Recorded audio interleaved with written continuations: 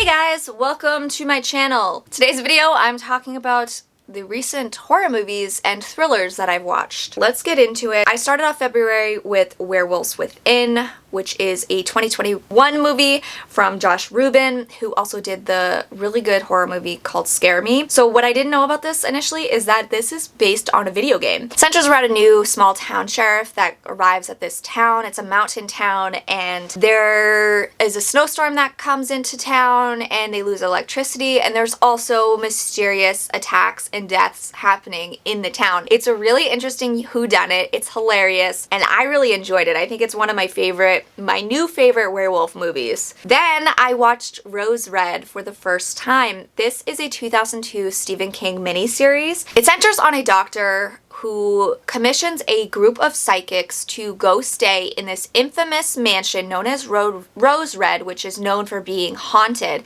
And they study it to see if it actually is haunted and to study the psychics and their interactions with it.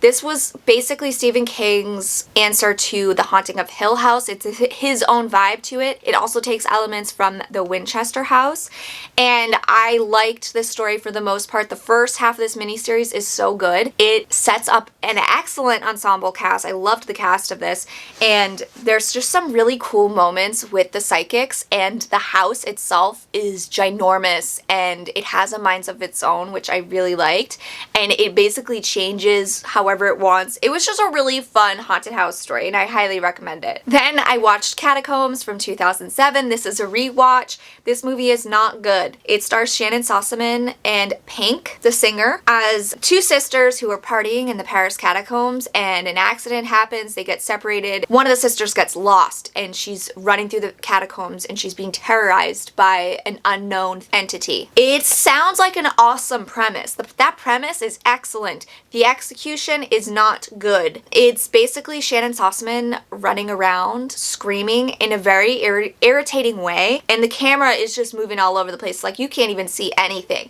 I really wish that this movie was better because I love the concept. There's like a nice twist to it, I guess, but it doesn't make up for the rest of the movie. It's on Tubi, so you might as well watch it if you're just looking for a laid-back movie about the Paris catacombs, which is what I love. I love that setting. Then I watched 1408 for the first time. This is from 2007. It stars John Cusack and Samuel L. Jackson, and it's about a writer who specializes in writing about haunted places, and he hears about this hotel that has an infamous room called 1408 that a lot of bad stuff has happened. Like, tons of people have died there, and he goes there to investigate and discover if it's really haunted. This one is super trippy. It is very good. It reminded me of Poltergeist in the way of some of their scares. Like, there's some really good jump scares. There's just a lot of unsettling moments in this, and John Cusack is excellent. He gives a really emotional performance in this, and I think this is one of the best Stephen King adaptations. I haven't read the short story it's based on, but I want to. Then I watched the Texas Chainsaw Massacre Next Generation from 1995. This is the one starring Renee Zellweger and Matthew McConaughey, and a lot of people hate this one, but I love this one. It's centered in the 90s on prom night. These group of kids, they leave their prom and they get into a car accident and they basically get wrapped up in this family. It's directed by one of the people who was involved in the original Texas Chainsaw Massacre. It's just so bonkers and bizarre, and there's an Illuminati aspect to it. Leatherface is kind of very submissive in this, and it's really a story about Renee Zellweger's character because she starts the story as a very sheltered, shy, timid girl, and she goes through this like growth and being like super confident and ballsy towards the end of the movie. It's just crazy. It's just crazy. And this movie I saw when I was younger, and this is what set my love for the Texas Chainsaw Massacre in motion. Like, I saw this first, I thought it was a true story because my dad told me it was. So then I started going back and I watched the first one and then the next one, and this is what started my love for the franchise. So I think it gets a lot of hate, but I don't hate it. I love it. Then I watched Cherry Falls for the first time. This is a 2000 post-Scream slasher centered on a small town that is being targeted by a masked killer, and the killer is killing virgins. So it subverts the slasher tropes and themes of you have sex, you die. In this, you need to have sex or else you'll die. And it stars Brittany Murphy, and she's really good in this, but there's a lot of weird sexual tension between her, or well, her character and the character who plays her father, which is played by Michael Biehn. And there's an insane third act of revealing who the killer is, and it just felt very much ahead of its time. It was very unique and creative, and it deals with themes of SA and how certain people of certain stature, aka football players, can do certain things and get away with it because they're just good boys, you know? I really liked this whole theme. I think it's a really fun slasher with some interesting messages, and I think everybody needs to watch it. It's on Shudder right now, and I suggest you watch it now before it's gone because it doesn't stream anywhere. Like, you have to buy the DVD if you want to watch it. And if you don't have a Shudder subscription and you're looking to get 30 days free, I have a promo code Amanda30 to get 30 days free. So there you go. Watch it. Then I watched Valentine from 2001. This is a fun Valentine-centered slasher about a group of women who were childhood best friends, and they begin being targeted by a masked killer in a Cupid's mask.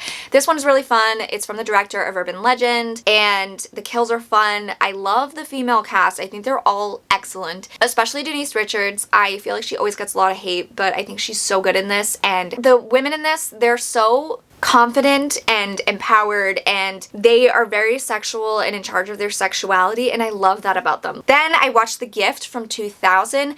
This is the one from Sam Raimi, and I actually just learned that it's written by Billy Bob Thornton. Shocked me. It stars Cate Blanchett as a tarot card reader in this small town in the bayou on the swamp. This local woman goes missing, and she gets wrapped up in the case to try to help solve it, and she starts having these horrifying visions related to the case. This is really well done. I really love the small bayou town vibes. Cate Blanchett is excellent. Keanu Reeves is in this as a villain. He is so good as a villain. He needs to play more villains. He's terrifying in this. Katie Holmes is in this. She has an infamous scene where she flashes the goods. I remember when I was younger that was like a huge deal. It's just so weird. Yeah, it's just a really intriguing gothic ghost story / mystery. I highly recommend it. It doesn't get enough love. Then I watched Titane. This was a movie I was very nervous to watch because the basic premise is it's about a woman who she suffered a car crash when she was a kid, and she has to get a metal plate in her head, and it causes her to have a car fetish. I heard it was very disturbing, and I was like, I don't know if I can watch this, but it was on Hulu. I was like, okay, I'm going in, I'm gonna do this. I watched it. Yes, it is very disturbing in the first half, and then the second half, it becomes something completely unexpected. I teared up. I cried a little bit. It made me very emotional. The first half is this woman living her life, and she's insane. She's insane. There's a lot of violence in this, graphic violence. There's also the car sex stuff, but it's not like you don't actually see it, which I was nervous about. I was like, how are they gonna do it? Like, I still don't know how she did it. I really don't know. I think I know, but I don't know. Anyway, she, is this a spoiler? I don't know. She gets pregnant by the car. And yeah, so she goes on this journey. She's on the run for some, I really don't know. I don't know why she was going crazy all of a sudden. And then she meets up with these other people, and she tries to assimilate to their lives. I think this story is really interesting because the main character is kind of androgynous. I think the story has intense themes of gender fluidity, I can't say that word, and found family. This character, she struggled with her own family, and she finds her place with this other family, and it's just a really moving story. I never thought I would feel this way about this movie, but I think it's really good. If you are shying away from this because you think it's going to be too disturbing, I don't think you should do that, because I almost didn't watch it for that reason. Yeah, there's some really disturbing stuff in the first half, but then the second half, it's like easy peasy in comparison. I think you could just look away for the first half of stuff, but I really enjoyed this one. I think it was really good. So then I checked out Raw from the same director for the first time. It's a coming-of-age story about a young 16-year-old girl who comes from a family of vegetarians and veterinarians, and she's off to veterinary school where she undergoes some intense hazing that involves her eating meat. And it unleashes something within her, and it goes insane from there. But what I love about this story is, on the surface, it's a cannibalism story, but deep down, it's a story about a young girl coming into her own, discovering her sexuality, really finding her true confidence in herself, and I love it. I would compare it to Ginger Snaps. It was just so well done, and it's funny, darkly funny in places. The lead actress is so good, and thought it was such a good movie. It's a new favorite. Then I watched Hellbender from 2021. This is a Shudder exclusive. It is an independent horror that is written and directed by and acted by a family, an entire family. They're the Addams family. So the mother and daughter duo in this are actually mother and daughter. So the story centers around a young girl who she's been living an isolated life with her mom in this beautiful home on a mountainside in the woods. And, you know, she really wants to go out and explore and find friends. And her mom's like, no, you have an illness that will kill you if you interact with other people. But this girl doesn't listen, and she treks out, and she has a chance encounter with some other teenagers that awakens something within her, and it changes her life entirely. This story, it's witchy and folklore inspired. I was so impressed by what they were able to accomplish with so little. I love the visuals. I thought it was stunning. Some of the visuals are so breathtaking to me and shocking, and I like that it's a story about this mother-daughter dynamic. That dynamic can be difficult. There's a lot of struggles that come with that dynamic, and I thought this movie examined it perfectly.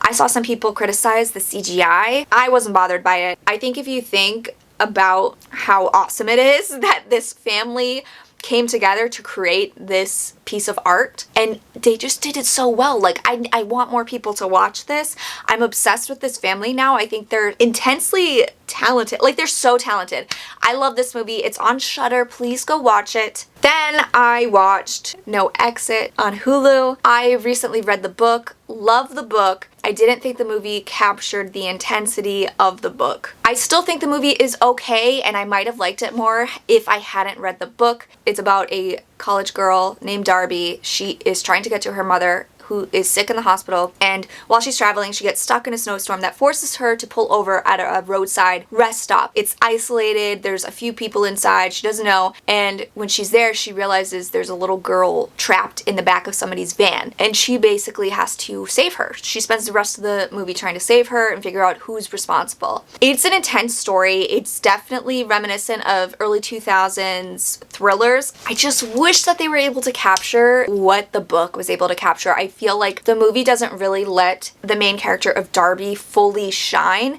as she does in the book. She goes through hell in the book. She is so tough. I just didn't feel that from the screen. And the villain in this is not as dangerous to me as they were in the book. I think I was too hyped up from the book that I couldn't enjoy this movie that much. I think a lot of people are enjoying it, and I think you might enjoy it. Also, I was not in a good mood when I was watching it. That also affects how I watch things. Then I watched Piercing from 2018. This is based on a novel from the same guy who did Audition. This is a story about a man who he is struggling because he has fantasies of hurting someone, particularly his new baby. So in order to avoid doing that, he decides he's going to hire a sex worker to fulfill his fantasies. And what he doesn't know is that the sex worker has some dark desires of her own. It's about a toxic relationship, two sick people who come together and just explode. It's got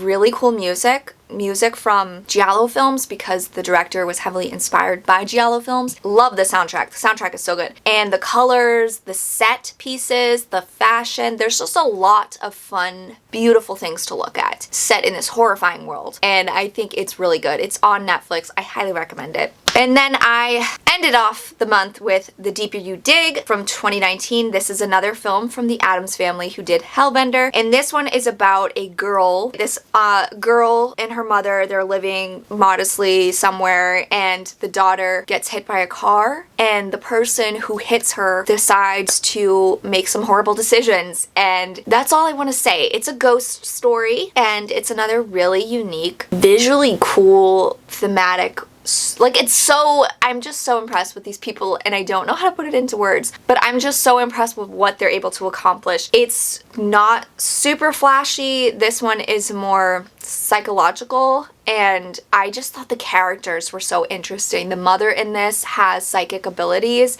and there's a lot of communication to the other side, and there's just a lot of interesting ideas that I really liked. It gets a little slow, but I still really liked it, and I liked the ending. I just really liked it. I also watched the Texas Chainsaw Massacre 2022 on Netflix, and I loved it, okay? I know a lot of you hated it, but I just don't care enough to hate something that much. Like, I went into this with no expectations. I was like, whatever, I don't care. And I had a blast. It was just so much fun. No, is it a Texas Chainsaw Massacre film? No. They shouldn't have made this like, if it was anything else, I think people would be more positive about it. Does Leatherface act unlike himself? Yes. Do I care? No. No. This movie actually gave us a massacre, and there were some really cool kills.